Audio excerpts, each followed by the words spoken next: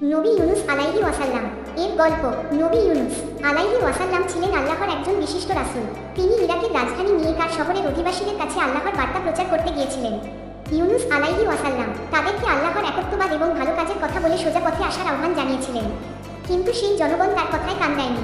তারা তার কথা শুনতে অস্বীকার করে এবং অবশেষে তাকে তাড়িয়ে দেয়। নবী ইউনুস আলাইহি ওয়াসাল্লাম দুঃখিত হয়ে শহর ত্যাগ করেন এবং একটি নৌকায় চড়েন। কিন্তু সমুদ্রের মাঝে হঠাৎ তীব্র ঝড় উঠলে নৌকা ডুবির ঝুঁকিতে পড়ে। নৌকায় উপস্থিত সবাই পরিত্রাণের জন্য আল্লাহর কাছে দোয়া করতে থাকে। পরে তারা সিদ্ধান্ত নেয় যে ঝড়ের কারণ নির্ধারণ করতে হবে। তারা লটারি করার মাধ্যমে নবী ইউনুস আলাইহি ওয়াসাল্লাম কে দোষী সাব্যস্ত করে। অবশেষে ইউনুস আলাইহি ওয়াসাল্লাম নিজেই সমুদ্রের মধ্যে নেমে যান। সমুদ্রের গভীরে এক বিশাল মাছ এসে উঁচু করে তাকে গ্রাস করে। কিন্তু নবী ইউনুস আলাইহি ওয়াসাল্লাম আল্লাহর দিকে ফিরে দোয়া করতে থাকেন। তিনি আল্লাহর কাছে বলেন, হে আল্লাহ, আমি শুধু আপনার কাছে সাহায্য প্রার্থনা করছি। আমি আপনার ইচ্ছার বিরুদ্ধে অপরাধ করেছি। আপনি আমাকে অনুগ্রহ করুন। আল্লাহ তাআলা তার প্রার্থনা শুনলেন এবং মাছের পেটে মুসাফিরের মতো তাকে সংরক্ষণ করলেন। 3 দিন পর মাছ তাকে উপকূলে ফেলে দেয়। ইউনুস আলাইহি ওয়াসাল্লাম এরপর আল্লাহর নির্দেশে আবার নিজে ফিরে যান।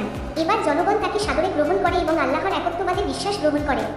শিক্ষা। এই গল্প থেকে আমাদের শেখার আছে যে আল্লাহর পথে করা উচিত এবং বিপদের সময় সঠিকভাবে দোয়া করা উচিত। আল্লাহ সবসময় দয়া ও ক্ষমা প্রদর্শন করেন। আমাদের তার দিকে ফিরে আসা উচিত এবং সঠিক পথে চলতে চেষ্টা করা উচিত।